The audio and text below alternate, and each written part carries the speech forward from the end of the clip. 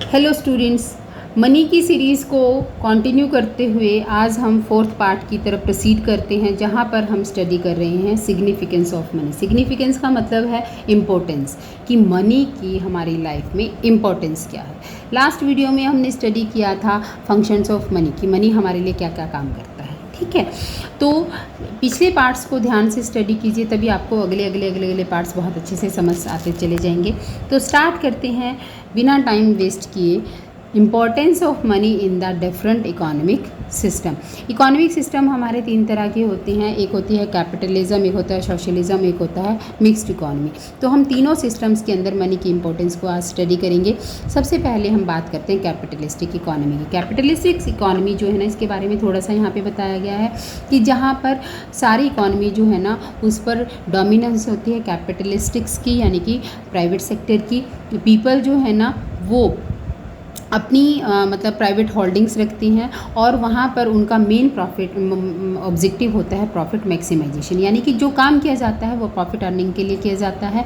यहाँ पर central problem economy की जो है ना, वो फ्री मार्केट मैकेनिज़्म, यानी कि जहाँ पर डिमांड और सप्लाई एक दूसरे को इंटरेक्ट करती हैं, वहाँ पर प्राइजेज ऑटोमेटिकली डिसाइड होते हैं। गवर्नमेंट का यहाँ पर कोई रोल नहीं होता, गवर्नमेंट का काम सिर्फ लॉ एंड ऑर्डर मेंटेन करने का होता है। तो कैपिटलिस्टिक इकोनॉमी में मनी की इंपॉर्टेंस क्या होती है? देखो, सबसे पहला है एक्यूमुलेशन ऑफ कैपिटल। जो कैपिटलिस्टिक इकोनॉमी है, यानी कि पैसे की बहुत ही वैल्यू है, कैपिटल हमें सबसे ज़्यादा चाहिए, और कैपिटल को कोई भी पर्सन जो है ना वो होल्ड करके रख सकता है in the form of money. तो कैपिटलिस्टिक इकोनॉमी में मनी जो है ना, उसका सबसे बड़ा काम होता है कि उसकी फॉर्म में हम बहुत सारा पैसा जो है ना वो इकट्ठा करते रहते हैं, क्योंकि मनी जो है ना हमारी वैल्यू को स्टोर करने का सबसे कन्वीनियंट और सबसे इजी सोर्स है।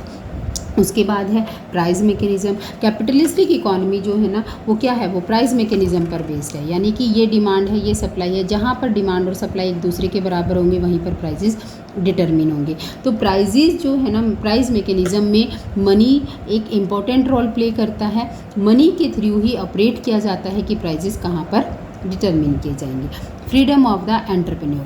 कैपिटलिस्टिक इकोनॉमी में जो हमारा एंटरप्रेन्योर जो है ना, उसको अपनी पूरी तरह से फ्रीडम होती है। वो बिजनेस में मतलब जितनी भी उसने कैपिटल यहाँ पर एक्यूमुलेट किए वो सारी यहाँ पर यूज़ करता है, और अपने फैक्टर सर्विसेज को एंगेज करता है। फैक्टर्स को वो पेमेंट किसके फॉर्म में देता है? In the form of money.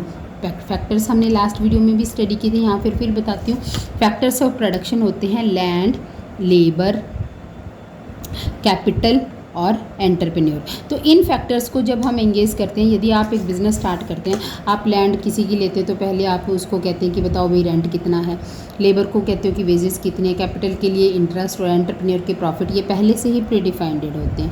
तो इसीलिए मनी की फॉर्म में हमारे एंटरप्रेन्योर को ना उसको पूरी आज़ादी होती है, वो अपनी तरीके से अपनी जो पेमेंट्स जो है ना उसको डिसाइड करके रख सकता है। फिर है उसके बाद प्रॉफिट मोटिव। जो कैपिटलिस्टिक इकोनॉमी जो है ना, वहाँ पे प्रोडक्शन जब हम करते हैं, यदि मैं एक बिजनेसमैन हूँ तो मेरा मेन ऑब्जेक्टिव होता है प्रॉफिट कमाना।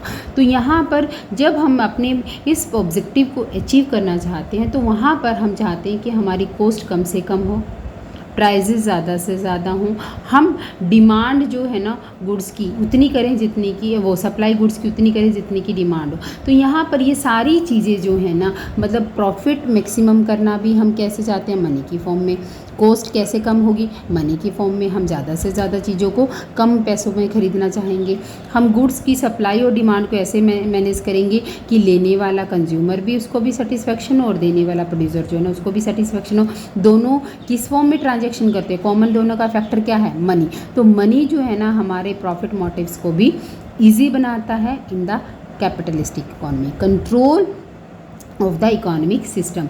मनी जो है ना वो केवल और केवल हमारी लाइफ को मोटिवेट ही नहीं करता, हमारी लाइफ को फैसिलिटेट ही नहीं करता, बल्कि वो रेगुलेट भी करता है, कंट्रोल भी करता है हमारे सिस्टम को। जितनी भी हमारी कैपिटलिस्टिक इकोनॉमी की एक्टिविटीज़ होती हैं, चाहे प्रोडक्शन हो, चाहे कंजप्शन हो, चाहे डिस्ट्रीब्यूशन है, सब चीज़ों को रेगुलेट करने का काम जो है ना वो किसका है? मनी का है। यानी कि मनी की फॉर्म में हम सारे इकोनॉमिक सिस्टम को एक प्रॉपर तरीके से कंट्रोल करके चलते हैं। ठीक है, तो उसके बाद बात आती है सोशलिज्म की। मनी की इंपॉर्टेंस सोशलिज्म में क्या है? सोशलिज्म क्या है? जैसे कि चाइना, चाइना में सोशलिज्म है, जहाँ पर सारी की एक्टिविटीज़ जो है ना इकोनॉमी की कौन कंट्रोल करता है? गवर्नमेंट डिसाइड करती है क्या करना है, क्या लेना है, क्या देना है। इंडस्ट्रीज़ हैं, एग्रीकल्चर है, प्रोडक्शन है, सर्विस सेक्टर है, सारा का सारा कौन कंट्रोल करता है? एक पर्सन, कौन? गवर्नमेंट ही रेगुलेट करता है, गवर्नमेंट ही कंट्रोल करता है। गवर्नमेंट का मेन मोटिव होता है सोसाइटी का वेलफेयर, यानी कि सोशल वेलफेयर। तो वहाँ पर सोशलिज्म में मेन जो एम होता है वो होता है सोशल वेलफेयर को बढ़ाना। तो मनी की इम्पोर्टेंस जो है ना सोशलिस्ट इकोनॉमी में भी कोई कम नहीं है, जैसे कैपिटलिस्टिक में थी ऐसे ही सोशलिज्म में भी मनी की इम्पोर्टेंस बहुत ज़्यादा है। सबसे ज़्यादा है कैपिटल फॉर्मेशन सेम।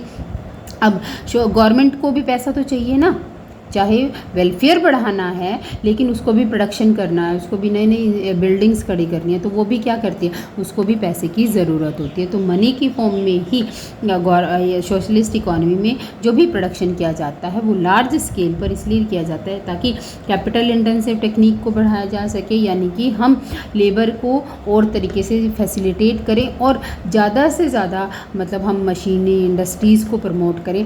इसलिए गवर्नमेंट जो है ना वो भी चाहती है कैपिटल फॉर्मेशन को बढ़ाना। सेविंग और इन्वेस्टमेंट जो है ना वो कैपिटल फॉर्मेशन में एक इम्पॉर्टेंट रोल प्ले करती हैं। हम सेविंग भी मनी की फॉर्म में करते हैं और इन्वेस्टमेंट भी मनी की फॉर्म में करते हैं, ठीक है ना। Money is needed for the distribution of income. जो हमारी सोशलिस्ट इकोनॉमी है वहाँ पर हम जितने भी फैक्टर्स को एंगेज करते हैं उन फैक्टर्स को, चाहे वर्कर हो चाहे कुछ भी हो, उनको उनकी सर्विसेज के बदले में कुछ रिवार्ड देते हैं। जो जितना काम करता है, जितनी उसकी कैपेबिलिटी होती है, सोशलिज्म में भी उसके अकॉर्डिंग ही उसको पेमेंट किया जाता है। और वो पेमेंट के लिए भी हमें किसकी ज़रूरत होती है? मनी की। जब तक मनी नहीं था तो ये हमारे लिए बहुत ही मुश्किल था कि कौन पर्सन कितना काम करता है और उसको हमें कितनी उसके एफर्ट्स के लिए पे करना चाहिए। लेकिन जब से मनी आया तो उनकी सैलरी को फिक्स करना हमारे लिए कोई भी मुश्किल नहीं रहा। Money is needed for the allocation of resources. जितने भी इकोनॉमी में मतलब रिसोर्सेज हैं, सेंट्रल प्लान्ड अथॉरिटीज़ जो है ना, मतलब जो सोशलिस्ट इकोनॉमी होती है उसमें एक अथॉरिटी बनाई जाती है जो डिसाइड करती है कि किसके लिए क्या और कितना करना है। तो वो रिसोर्सेज की एलोकेशन के लिए डिफरेंट एक्टिविटीज़ वो डिफरेंट फैक्टर्स को इंट्रोड्यूस करती है और वो फैक्टर्स जो है ना उनकी प्रॉपर एलोकेशंस जो है ना वो पॉसिबल है with the form of money, ठीक है ना। Money is essential as a mean of payment. जो यदि आपके जितने भी मतलब आपने रिसोर्सेज को यूज़ किया, जितना भी रॉ मटेरियल लिया, जितना भी आपका एक्सचेंज है, उसको पॉसिबल बनाने के लिए आपको किसकी ज़रूरत होती है? मनी की। मनी जो है वो चाहे रिटेल्स में आप डील करें चाहे होलसेल में डील करें, सारे कंट्री की होलसेल और रिटेल एक्टिविटीज़ को फैसिलिटेट करने का काम है मनी का। तो मनी जो है ना वो हमारा as a medium of exchange यहाँ पर काम करता है। फिर फॉरेन ट्रेड, जितना भी हमारा, यदि हम ओपन इकोनॉमी की बात करते हैं तो ओपन इकोनॉमी में हम दूसरे कंट्रीज़ के साथ भी डील करते हैं। तो इंटरनेशनल ट्रेड जो है ना वो बिल्कुल भी पॉसिबल नहीं है in the form of barter system, क्योंकि हमारे जो है ना रिक्वायरमेंट्स, हमारी मतलब डबल कोइंसिडेंस ऑफ वांट्स का होना बिल्कुल पॉसिबल नहीं है अदर कंट्रीज़ के साथ जब हम डील करते हैं। तो वहाँ पर मनी की इम्पोर्टेंस जो है ना वो ज़रूरत से ज़्यादा बढ़ जाती है। तो मनी हमारे इंटरनेशनल ट्रेड को बहुत अच्छे तरीके से फैसिलिटेट करता है, हमारे इंपोर्ट और एक्सपोर्ट को इजी बनाता है। मनी जो है ना उसके बाद फिर मिक्स्ड इकोनॉमी में कैसे काम करता है, कैसे इसकी इम्पोर्टेंस कैसे है। मिक्स्ड इकोनॉमी सिस्टम क्या होता है? ये वो होता है जहाँ पर हमारा प्राइवेट और पब्लिक सेक्टर दोनों मिलकर काम करते हैं। इसमें इम्पोर्टेंस जो है ना वो क्या है? सबसे पहले इकोनॉमिक डेवलपमेंट। किसी भी इकोनॉमी की डेवलपमेंट के लिए फुल यूटिलाइजेशन ऑफ रिसोर्सेज का होना ज़रूरी है। रियल फैक्टर्स जैसे कि जो हमारे मिनरल्स हैं, फॉरेस्ट है, वाटर है, लैंड है, लेबर है, इन सब का यूटिलाइजेशन होना ज़रूरी है। और मनी की फॉर्म में इन फैक्टर्स की यूटिलाइजेशन हम दो तरीके से कर सकते हैं, एक है बाय क्रेडिट क्रिएशन, दूसरा है by utility and the efficiency. Formation of plan. अब किसी भी इकोनॉमी के डेवलपमेंट के लिए ऐसा तो नहीं कि हम मतलब घर बैठे बैठे कुछ भी सोच लेंगे, हम पहले पूरी प्लानिंग करते हैं। जैसे हमारे यहाँ पहले प्लानिंग कमीशन था, अब नीति आयोग है।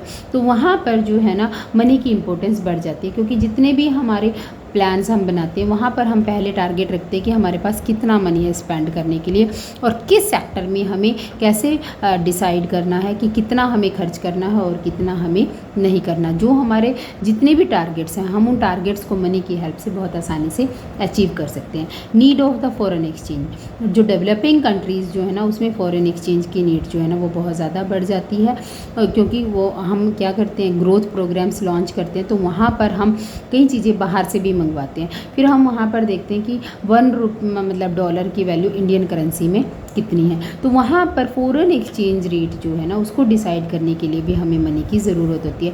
वहाँ पर फॉरेन एक्सचेंज में हम क्या स्टडी करते हैं, $1 is equal to how many rupees. तो रुपीज़ क्या है, वो मनी है।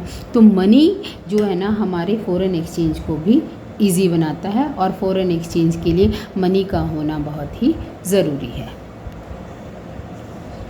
Monetization of non monetize sector, money जो है ना वो हमारे डेवलपिंग कंट्री में कुछ सेक्टर ऐसे होते हैं जो कि हमारे नॉन मोनेटाइज सेक्टर है, उनको यदि मोनेटाइज्ड करना चाहते हो तो उसके लिए भी मनी की आपको ज़रूरत होती है। मनी हमारी मतलब जो जितना भी हमारे पास मार्केटेबल सरप्लस होता है उसको फैसिलिटेट करने में भी हमारी हेल्प करता है। यानी कि ये कहा जाता है more and more money is used in sale and purchase of goods. जितनी भी आपके पास मतलब आप गुड्स को परचेज करना चाहते हैं, सेल करना चाहते हैं, उसके लिए आपको उतनी ही ज़्यादा पैसे की ज़रूरत होती है। Fuller utilization of country resources, जितने भी आपके रिसोर्सेज हैं उनको यदि आप प्रॉपर तरीके से यूटिलाइज़ करना चाहते हैं तो उसके लिए भी आपको मनी की ज़रूरत होती है, क्योंकि मनी की फॉर्म में आप रिसोर्सेज की वैल्यू को बहुत आसानी से मेज़र कर सकते हैं। उसके बाद है डिसएडवांटेजेस ऑफ मनी। अब हम कितने बार मनी मनी मनी ये मनी वो मनी ऐसा मनी वैसा, मनी के इतने गुण गा रहे हैं, लेकिन ऐसा नहीं है कि इसके अंदर कोई कमी नहीं है। जैसे ह्यूमन बीइंग में कुछ पॉजिटिव होते हैं कुछ नेगेटिव होता है, इसलिए ऐसे ही मनी के भी कुछ पॉजिटिव्स हैं और कुछ निगेटिव्स हैं। सबसे पहले इसकी निगेटिव क्या है, इनस्टेबिलिटी ऑफ वैल्यू। मनी की वैल्यू कभी भी सेम नहीं रहती, ये टाइम टू टाइम चेंज होती रहती है।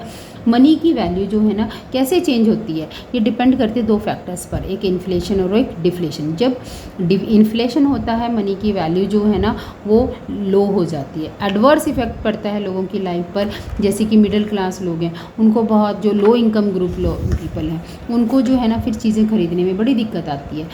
इनकम उतनी ही है लेकिन प्राइजेस बढ़ जाते हैं तो वहाँ पर मनी की वैल्यू डाउन चल जाती है। डिफ्लेशन है तो मनी की वैल्यू बढ़ जाती है, ठीक है ना। लेकिन मनी की वैल्यू तो बढ़ जाती है, डिफ्लेशन के टाइम अनएम्प्लॉयमेंट बहुत ज़्यादा बढ़ जाता है, प्रोडक्शन डाउन चला जाता है, तो वहाँ पर भी फिर हमारी जो है ना मनी की वैल्यू में के कारण हमें जो है ना बहुत ज़्यादा सफ़र करना पड़ता है।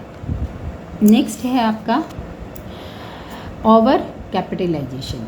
जब से मनी हमारे बीच में आया है, मनी ने हमारी लाइफ को फैसिलिटेट तो कर दिया लेकिन उसके साथ क्रेडिट फैसिलिटीज़ भी बहुत ज़्यादा बढ़ गई, जिसके कारण जो है ना इन्वेस्टमेंट बहुत ज़्यादा बढ़ गया, इंडस्ट्रियल प्रोडक्शन बहुत ज़्यादा बढ़ गया।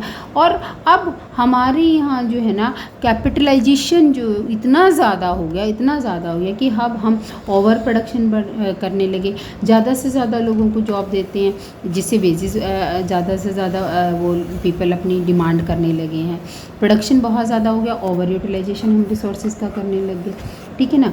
फिर है इकोनॉमिक वेस्टेज। मनी जो है उसने हमारी क्रेडिट फैसिलिटीज़ को बढ़ा दिया, जिसके कारण जो है ना अब हम जो है ना बहुत सारे पैसे को वेस्ट करते रहते हैं नॉन प्रोडक्टिव एक्टिविटीज़ के लिए। हमारे पास पैसा है, हम दुनिया भर के मोबाइल खरीद लेते हैं, एक गाड़ी होती है एक और ले लेते हैं, घर में जितने लोग हैं सबकी अपनी अपनी गाड़ियाँ होनी चाहिए, और दुनिया भर के कपड़े खरीद लेते हैं। जो कहीं कपड़े तो हमारे मतलब वार्डरोब में बहुत सारे कपड़े ऐसे होते हैं जिनको हमने सालों पहना नहीं होता, लेकिन फिर भी हम उनको फेंकना नहीं चाहते, फिर भी संभाल के रख जाते हैं और नए नए खरीदते चले जाते हैं। यानी कि हम इकोनॉमिक वेस्टेज की तरफ बढ़ते जा रहे हैं। ब्लैक मनी बहुत ज़्यादा है, जब मनी बहुत ज़्यादा हो जाता है फिर लोग टैक्स नहीं देते तो वो उस पैसे को फिर हिडन मनी की फॉर्म में अपने पास रखते हैं, जिसको कि हम ब्लैक मनी कहते हैं। और इससे जो है ना फिर जब क्या होता है, जब ये ब्लैक मनी हमारे पास बहुत ज़्यादा बढ़ जाता है फिर हम अपने लेज़र्स को बढ़ाते हैं, क्राइम बहुत ज़्यादा बढ़ जाता है, क्योंकि क्राइम तो हो ही गया जब आपने टैक्स पे नहीं किया। टैक्स ना पे करना भी एक बहुत बड़ा क्राइम है। ये आप जो है ना, जो आपका नेक्स्ट यूनिट्स हैं मनी वाले जो बच्चे हैं, तो वहाँ पर आप टैक्सेशन सिस्टम में इसको पढ़ेंगे। टेंडेंसी ऑफ एक्सप्लोइटेशन जो है ना वो बहुत ज़्यादा बढ़ गया है। मतलब हम जो है ना फिर अमीर बनने के लालच में कई बार क्या करते हैं, कुछ गलत अनफेयर मीन्स को भी यूज़ करना शुरू कर देते हैं, मतलब सही तरीके से काम नहीं करते हैं। कई लोग जो है ना मनी के लिए हेजिटेट ही नहीं करते, वो लोगों को किसी भी तरीके से लूटना चाहते हैं। जैसे अब हम आए दिन टीवी में, न्यूज़पेपर्स में साइबर क्राइम को देख रहे हैं कि मतलब एक कॉल आता है बेचारे भोले भाले लोगों को, जो है ना वो ये कहते हैं कि आपका बैंक ब्लॉक हो गया, अकाउंट ब्लॉक हो गया, अपना OTP बताना, और उनका सारा बैंक का अकाउंट स्वाइप ऑफ कर देते हैं। कुछ लोग जो है ना, जो मतलब इनोसेंट पीपल होते हैं, जो ATM ऑपरेट नहीं करना जानते लेकिन उनको करना पड़ता है, तो वो किसी की हेल्प लेते हैं, तो वो लोग जो है ना उनके ATM का क्लोन बना के उनके सारे बैंक वो कर देते हैं। ये क्या है, मतलब फ्रॉड्स की तरफ दुनिया बढ़ती जा रही है। ये मनी की सबसे बड़ी ड्रॉबैक है। अनइक्वल डिस्ट्रीब्यूशन ऑफ वेल्थ, मतलब अमीर अमीर होते जा रहे हैं, गरीब गरीब होते जा रहे हैं। अमीर और गरीब का गैप इतना बढ़ता जा रहा है। अमीर लोग गरीबों से बात करना नहीं चाहते, गरीब लोग जो है ना वो चाहते हैं कि हम जल्दी से जल्दी अमीर हो जाएं। तो वहाँ पर इकॉनमी में जो है ना एक अनडिस्ट्रीब्यूशन बढ़ता जा रहा है। ये जो क्वेश्चन है, ये क्वेश्चन कैसे आ सकता है, इस क्वेश्चन में मतलब एक तो ये डायरेक्ट आ जाएगा कि what is the significance of money. एक क्या आ गया कि money is a bad master and good servant. Explain, मतलब कि ये क्वेश्चन आएगा explain money is a good servant but bad master. ठीक है, यानी कि यदि मनी को आप एज अ सर्वेंट सोचो, मतलब आपके दिनों दिमाग पर मनी नहीं छाया हुआ, तो मनी अच्छा है। लेकिन यदि आपने ये सोच लिया मनी ही पैसा, बस पैसा कमाना, कैसे भी कमाना, पैसा ही सब कुछ है, तो वो आपके लिए मनी जो है ना वो एक आपके दिमाग पर हावी हो जाता है, वो आपका स्वामी बन जाता है, आपको रेगुलेट करना शुरू कर देता है, तो वो बैड मास्टर है। यानी कि इसमें आप मनी के पॉजिटिव्स लिखेंगे, इसमें मनी की डिसएडवांटेजेस लिखेंगे। ठीक है, यदि ये क्वेश्चन आता है, स्टडी कीजिए इसको। Have a nice day.